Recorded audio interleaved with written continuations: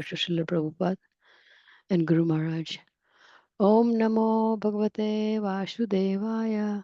Om Namo Bhagavate Vasudevaya. Om Namo Bhagavate Vasudevaya. Narayanam Namaskrityam Naram Cheva Narotaram. Devi Saraswati Vyasam Tato Jaye Udiraye. Nisti Praye Adveshu Nityam Bhagavatam Sevaya. Bhakti Uttam Sloke Bhakti Bhavati Naistuke. Today we're reading from Srimad Bhagavatam, Cantos 9, Chapter 15, Parshuram,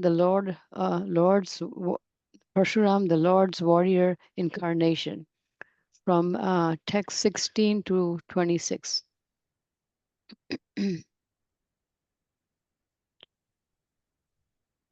Text 16. King Parshuram inquires from Sukadeva Goswami, what was the offense that the Kshatriyas who could not control their senses committed before Lord Parshuram, the incarnation of Supreme Personality of Godhead, for which the Lord annihilated the Kshatriya dynasty again and again? Text 17 and 18, text 17 through 19. Sukadeva Goswami said, the best of the Kshatriyas, uh, Kartavijnana, the king of the Hiryasa, received 1,000 arms by worshipping Dityara, the planetary expansion of the Supreme Personality of Godhead, Narayana. He also became undefeated by enemies and received obstructed sensory power, beauty, influence, strength, fame, and the mystic power by which to achieve all perfection of yoga, such as anima and legima. Thus, having become fully opulent, he roamed all over the universe without opposing, just like the wind. Text 20. Once, uh, once while enjoying in the water of the river Narmada, the the puffed up Kartevijja, surrounded by beautiful women and garlands with garlands of victory, stopped the flow of the water with his arm. Text 21. Because Kartavijnana made the water flow in the opposite direction, the camp of Ravana, which was set up at the banks of the Narmada near the city of Mish, Mishmanti, was inundated. This was unbearable to the 10-headed Ravana, who considered himself a great hero and could not tolerate uh, Kartavijana's power. Text 22. When Ravana attempted to insult Kartavijana in the presence of women and thus offered him, Kartavijana easily arrested Ravan and put him in custody in the city of Mishmati, just as one captures a monkey and then releases him neglectfully. Text 23. Once, while Kartavijana was wandering unengaged in a solitary forest and hunting, he approached the residence of Jamadini. Text 24. The sage Jamadini, who was engaged in great austerities in the forest, received the king very well, along with the king's soldier, ministers, and carriers. He supplied all of the necessities to worship the guest, for he possessed a Kamaduni cow that was able to supply everything. Text 25. Kirtavajani thought that the Jamdani was more powerful and wealthy than himself because of processing a jewel in form of Kamadhenu.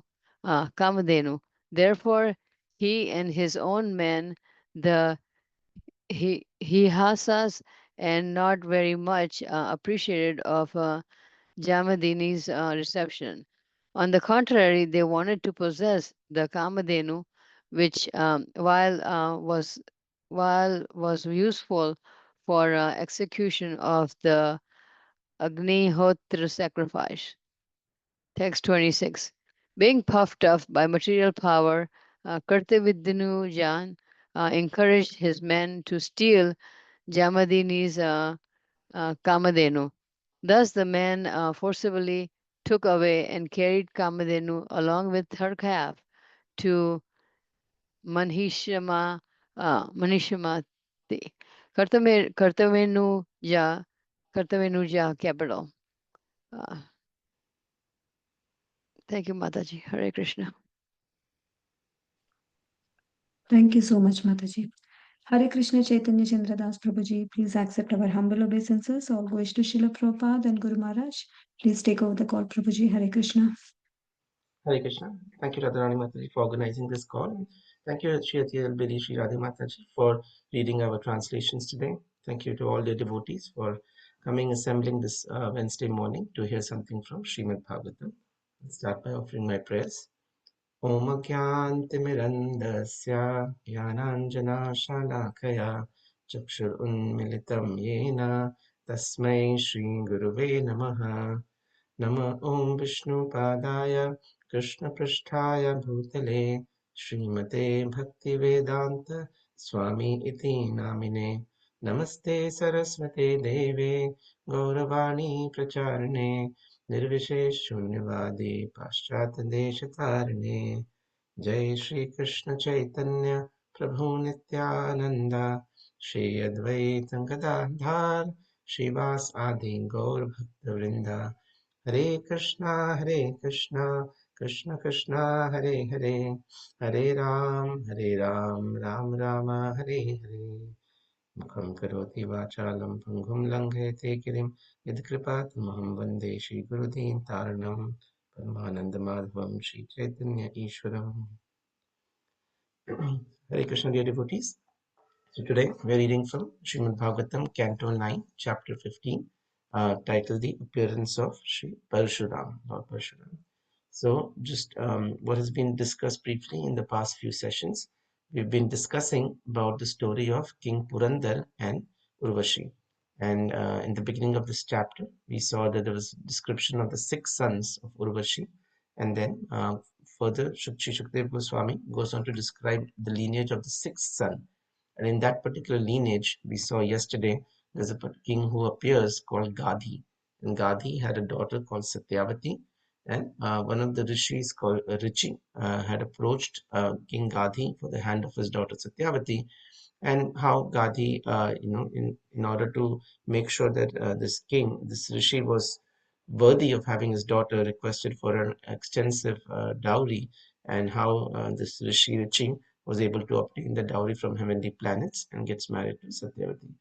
And in that process, they request that the understanding that this Rishi is very powerful, that they request for boons so that both Satyavati and her mother can obtain sons, one of the Brahmanical prowess and one of Kshatriya prowess. And how on Satyavati's mother's request, they interchange the um, bowls of the liquid nectar that they were supposed to consume to have those sons. And hence, Satyavati is now going to have a child in her lineage who is going to have a Kshatriya personality. And describing that, Sukadeva Goswami briefly narrates why Lord Parashuram appeared, how he annihilated the Kshatriya clan 21 times. But in response to this, now Sri Parikshit Maharaj is raising a question to Sukadeva Goswami. And that is also a sign of how attentively Shri Parikshit Maharaj is hearing and how eager he is to learn more about Krishna Katha.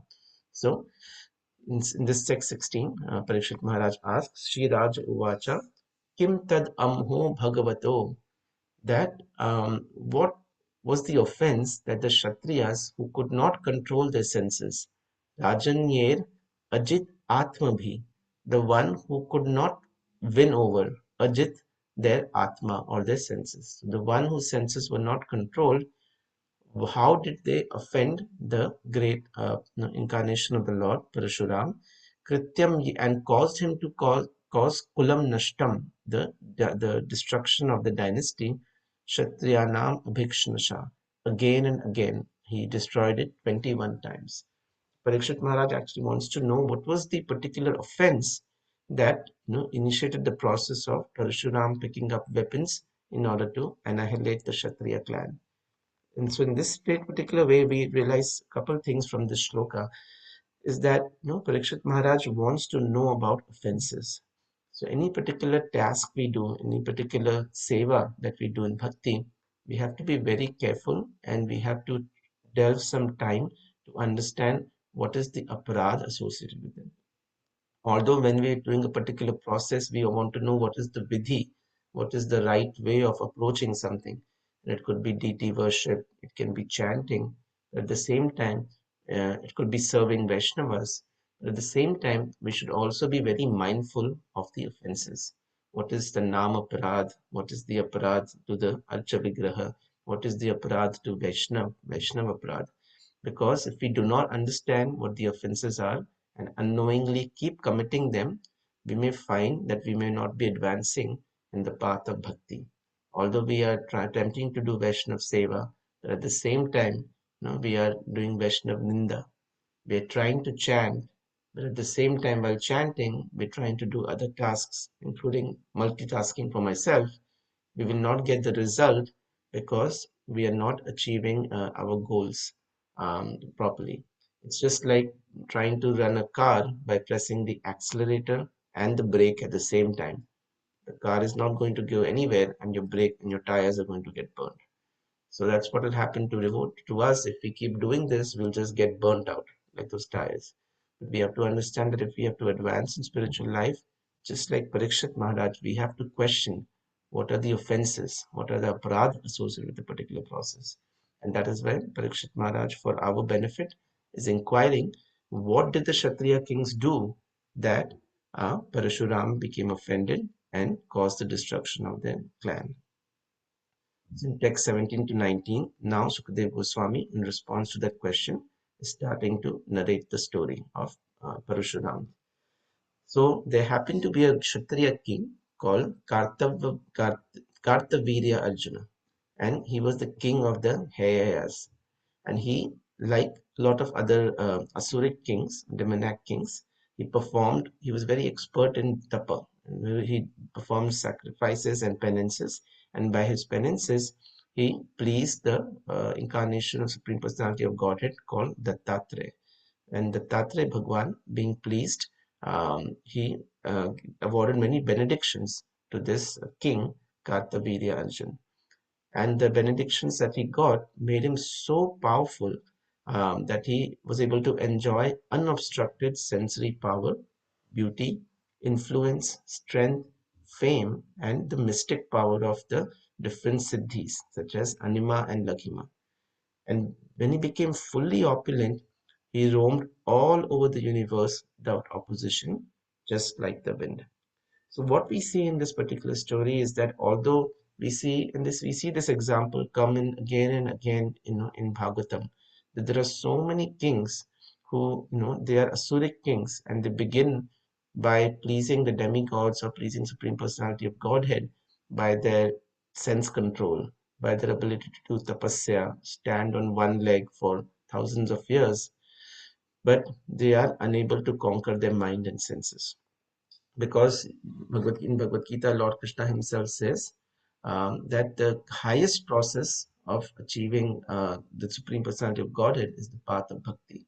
So even though they were so much expert in controlling their senses initially, they became servants of their senses, these particular demoniac kings. So even though you can try so many different paths to achieve the higher spiritual knowledge through Jnana Yoga, through Hatha Yoga, through Karma Yoga, unless until we are able to assimilate the crest jewel, the summum bonum of spiritual knowledge, and that is bhakti, the love of the love that we naturally have, the Jivatma has for the Paramatma, the Supreme Personality of Godhead, all our efforts can be destroyed and can fall into vain. And Krishna also says in Bhagavad Gita that the path of bhakti is so amazing that even a little bit of success that we do in this path will always stay with us. and will come back to us whenever we need it to our rescue. Trayato Mahato Bhayat. It will save us from the greatest calamity that we can do. So we see in this particular example how this particular king, even though he was pleasing the Tatre Bhagwan and acquired so many things, he became proud. My dear devotees, one important point to note, I've heard in a lecture by my Guru Maharaj, that when one becomes proud, that means he has already fallen down. Guru Maharaj says that what happens after you become proud is just the details of how you have fallen down or how badly you have fallen down. But once pride enters our heart, that means we have already fallen down. In Bible it is also said that pride cometh before the fall. That before somebody falls down, pride comes. Guru Maharaj explained that pride is actually a sign that you have already fallen down. Rest what follows is just the details. Um, so it is important that whenever we get some sort of benediction, some sort of qualities, material possessions awarded by the Supreme Personality of Godhead, that we always remain humble. We always understand that these are opportunities, these are energies that are given by the Supreme Personality of Godhead to me to be engaged in His service and the service of His devotees. Whenever we have this attitude or the perspective that these boons and benedictions and these opportunities that I have in my current life are given for my own gratification or are given because of my own ability, then we are only foolish, because we should understand that anything material will never stand the test of time. Kal will destroy everything. Kal will destroy our strength. Kal will destroy our name. After 150 years, nobody will remember us. Kal will destroy our wealth.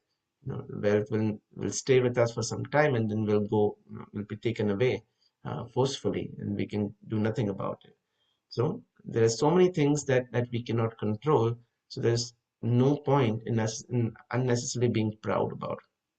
We may have wonderful sevas in the temple, we may sing very well, we may dress the deities very well, but all of those physical abilities with time will go away.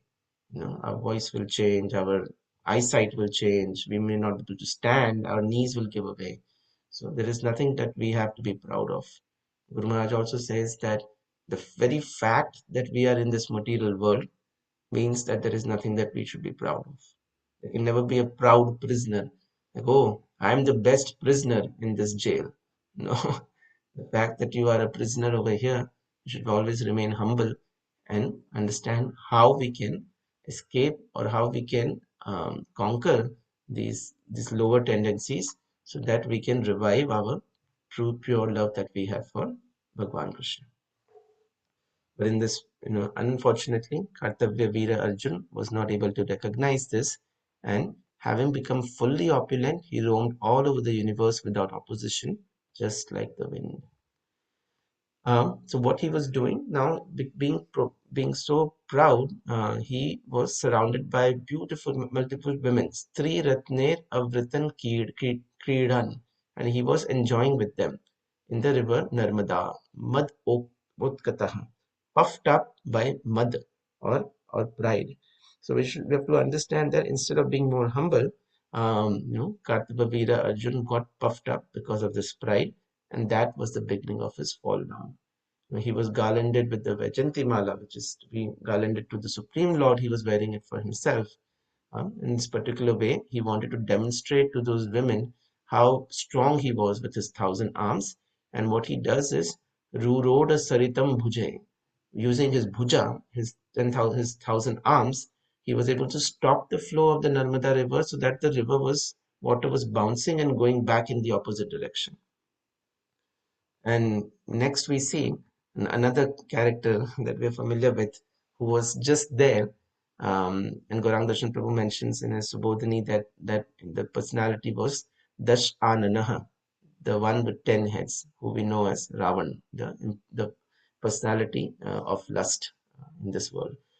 So when lust was disturbed, when Ravan was disturbed, he became angry. he was actually there. Gauranga Darshan Prabhu describes because he wanted to do tapasyas and do multiple sacrifices to please the demigods, and that's why he was there on the banks of the Narmada River.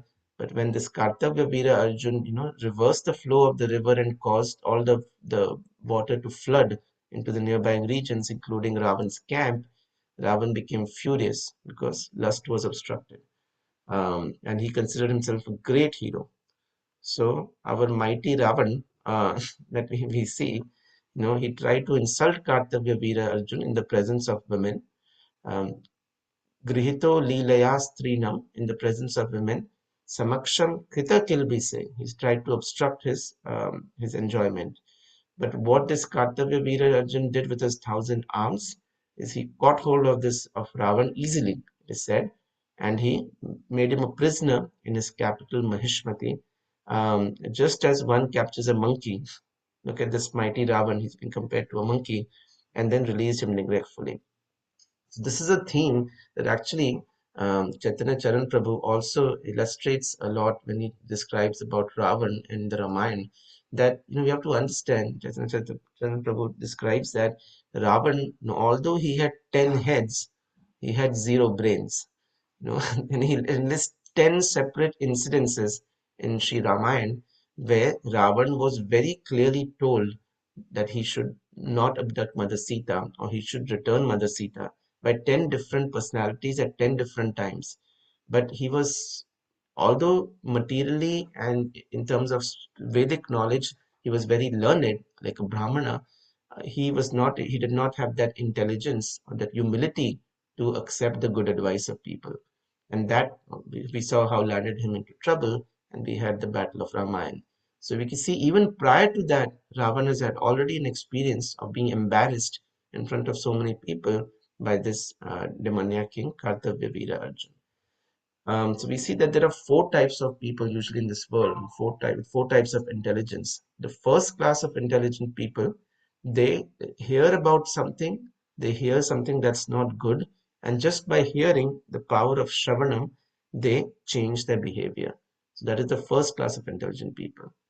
For example, if you hear that stealing is bad, then people who are in Sattvagun, people who are in mode of goodness, they understand that and they say, yes, I understand stealing is bad and has bad consequences for myself, for the society, so I will abstain from it. Second kind of people, they don't just believe by hearing, they believe only by seeing. See, I may have heard so many times that there is a law that stealing is bad, but I've never seen anybody got caught. But sometimes if they see in the news or they see in the TVs this person was stealing from Target and got caught for shoplifting, then they'll say, oh, now I know for sure that stealing is bad, and if you steal, you get into trouble. Third kind of people are, those who see it, those who hear about it, they see it, they go through it, but only when they get caught, then they realize, oh my God, I've heard about it, seen about it, but I'm smarter than the government. I can steal and nobody will know. And they try to steal and they get caught, and then they realize, oh my goodness, I'll never do this again. Such a bad punishment. But the fourth kind of people, fourth kind of intelligence, which we're seeing exhibited by Sri Ravan, is that they hear about it, they see about it, they get caught doing the wrong thing, but even then they still feel, oh, this time I got caught, next time I'll do it in a different way that I'll not get caught. They still don't understand. So in this particular way, Ravan, although he was already realizing that he's not that supremely powerful, and trying to approach other women, he still did not learn his lesson because, like he said, he had 10 heads and no brains. So in this particular way, he was embarrassed by Kartavya Viraj. This also goes to show just how powerful the personality was that Shri Parashuram had engaged with. Now this begins the story. So once while Kartavya Arjun was wandering in the forest, he approached the residence of Jamdagni. Shri Prabhupada writes in the purport that he had no business, Kartavya Arjun, just to enter into the Rishi's ashram, especially in such a proud state. But he still, in order, because he was a king and he wanted to show his prowess, and his royal paraphernalia, he enters into that ashram of Jamdagni Rishi. Once he entered Jamdagni Rishi obviously, recognizing him as the king, giving him all the due respects, wanted to serve him, because this is the tendency of a Vaishnava, is Seva Bhav. So he wanted to serve the king's soldiers, ministers, carriers, and within a matter of just a little time, he was able to supply all the necessities to take care of the guest, and that surprised them. So what surprised them was, Kartavya Veera Arjun and his company. They realized, how did this rishi, take care of so many thousands of soldiers so quickly and prepare a feast for them and able to supply them, living in a small hermitage like this. And then the secret was revealed, that because Jamdagni Rishi possessed a Kamdhenu cow. Srila Prabhupada also writes in the purport, quoting from Brahma Samhita, Chintamani प्रकरसद्मसुकल्पवृक्ष लक्षावृतेषु Surabhi अभिपालयन्तम्. So there's mentioned that in the spiritual world, in the higher planets, there is the Surabhi cow. The Surabhi cow is a Kamdhenu cow, a cow that can fulfill all desires and and provide all the ingredients necessary for, as requested by a particular devotee. So in this particular story, we see Jamdagni Rishi was engaged in the performance of sacrifices in the forest. And in order to do sacrifices, a lot of ingredients was required. And that is why Jamdagni Rishi possessed this cow, because the help of which he was able to perform many different types of sacrifices. Srila Prabhupada also mentions in the comment, and he goes on to elaborate how, because this is a stark example of how any Brahmanical society should take care of cows and should protect the cows. And he says that because of this, the ISKCON community is also opening so many different farm communities all over the world, where we offer cow protection, we take care of cows, loving cows. Srila Prabhupada mentions that our cows give more milk than other cows, because our cows are treated with so much love and care. And with this, in this particular mood, our New Kulina Dham temple, where it's called Baltimore, we're also trying so hard to set up a cow protection program through our new eco farm project.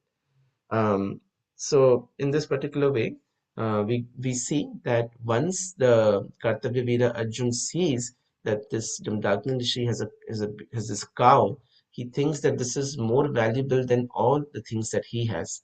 And because he is the king and he is most powerful, this should belong to him. He ordered his men, the Hayhayas, who were not very much appreciative of Jandagni's reception, to go ahead and forcefully take the cow away. So we see in this particular way, Kartavya Veera Arjun now shows us another sign of, we call, envy. So envy is desiring something that you do not have, and that, dear devotees, is the prime reason that we have taken birth in this material world. The first quality that we had when we were serving with Lord Krishna in the spiritual world is we desired to have his personality, we desired to have his power, his control. And for that reason, Lord Krishna creates this material energy in this material world. So we can try to become controllers, we can try to enjoy independently, but at some point, by the mercy of devotees, we are restored to a true realization that without Krishna, there is nothing. Shunyayatam Jagat Sarvam Govinda Virahiname. That all we need in this life is Krishna. And we keep looking for Krishna everywhere in this material world, in relationships, in forms of entertainment. But the only place we can find Krishna is in the association of devotees. So, in this particular way, we should realize that we can restore the envy that we have into the love for Supreme Personality of Godhead. But Kartavya Veera Arjun, he was envious. We become envious of somebody when we see that they have something that we don't have, and we want to acquire that particular thing. And that is, like we discussed, the first reason how we fall down to this material world. Now, we also become envious because we flout the basic rule, one of the first rules, instructions that are mentioned in Shri Upanishad. ईशावास्यम् इदं सर्वं यत्किञ्चां जगतां जगत् तेन त्यक्तेन भुञ्जता मा गृणा कश्य स्विद्धनम्. that we don't understand that the Supreme Personality of Godhead is actually the owner or proprietor of everything. Isha avasyam idam sarvam, both this and that. Everything in this material world is the property of Krishna. But even then, we are all allotted certain properties that we have, and we should make use of what's been allotted to us by a particular quota, and we should not be envious or wanting to acquire others' property for the sake of sense enjoyment. Because it is said that there is enough in this world that God has provided for everybody's need. Purnam Ada, Purnamidam, Purnam Purnam Udachyate. Everything that God has provided is complete in this world. Everybody can live happily. Everybody's needs will be fulfilled. So there is everything in this world for everybody's need. But there is nothing in this world that can satisfy even one man's greed. So our needs can be fulfilled, but our greed can never be fulfilled. So this was something that Kartavya Veera Arjun did not realize, and he was very envious. The other thing about envy is when we see other people happy, we become sad. A quality of a Vaishnava is when he sees other people sad, he joins their suffering. The word compassion means, passion means suffering, and come means together. So compassion means suffering together.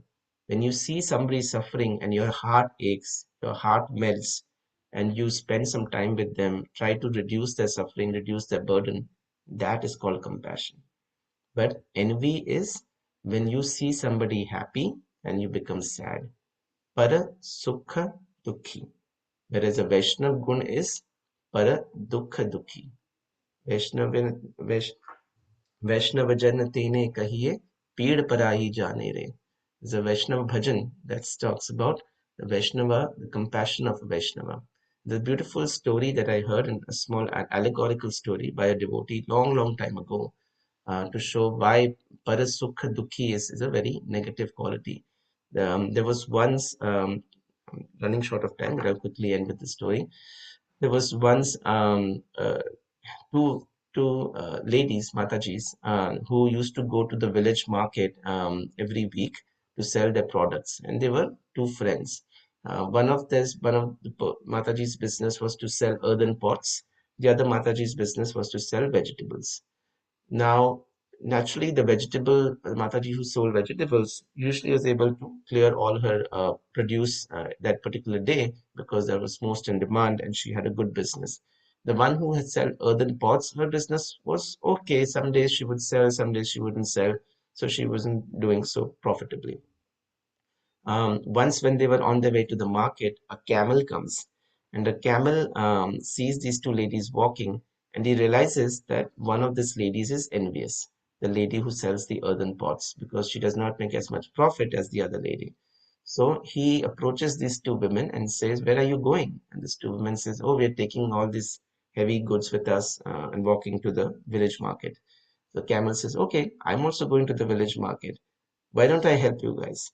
Why don't you put your burden on me, your goods on me, so that put it in such a way that the vegetables are hanging on one side and the earthen pots are hanging on the other side."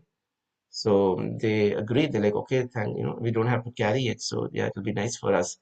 But the camel says that, but that's just to make it, a little interesting. We'll have one rule that the Matajis who has earthen pots should stand on the vegetable side, and the Mataji who has vegetables, who's the owner of the vegetables, should stand on the side of the earthen pots. So as they're walking there, what this camel does, knowing that this uh, earthen pot lady had envy in her heart, and she's standing towards the side of the vegetables, every now and then while walking, he'll turn his head and grab one vegetable from the vegetable basket. So in that particular way, by the time they're about to reach the market, half the vegetables he has eaten. And as they're about to enter the market, all of a sudden there is a big sound, tumultuous sound. And they say, "What happened? What happened? What happened?" Everybody sees. And they go to see that the earthen pots all fell down and broke. And then the other Mataji was inquiring, "Oh, I don't know what happened. Everything was fine. All of a sudden this happened." But only one person, two people knew the truth. The Mataji who, was seeing that the camel kept eating the vegetables, she she felt envious and she thought, oh, see, this camel is taking away the vegetables of my friend. Good.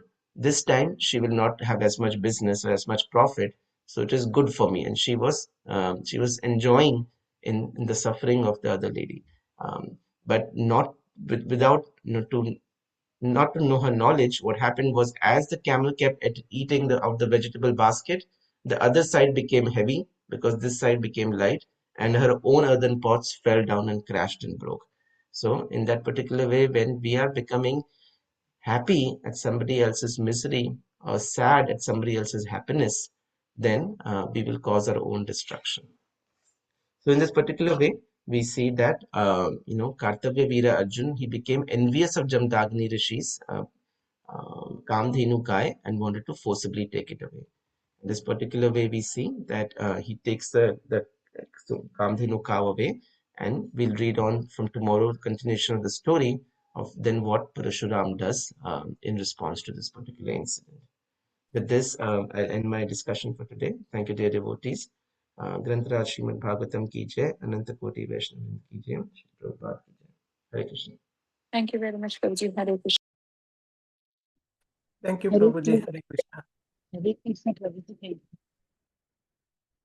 Thank you so much, Prabhuji. Nice story. Thank you all devotees for joining the class today. Hare Krishna.